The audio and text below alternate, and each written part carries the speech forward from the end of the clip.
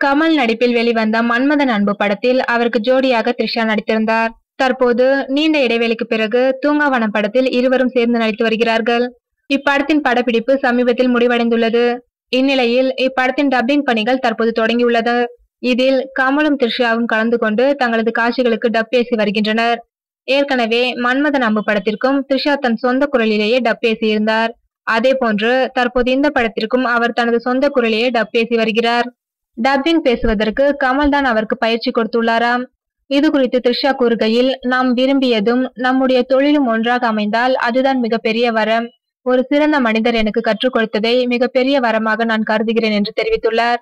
மேலும் தூங்காவனம் படத்தை கமலிடம் நீண்ட காலமாக உதவி இயக்குநராக பணியாற்றிய ராஜேஷ் செல்வா இயக்கியுள்ளார்.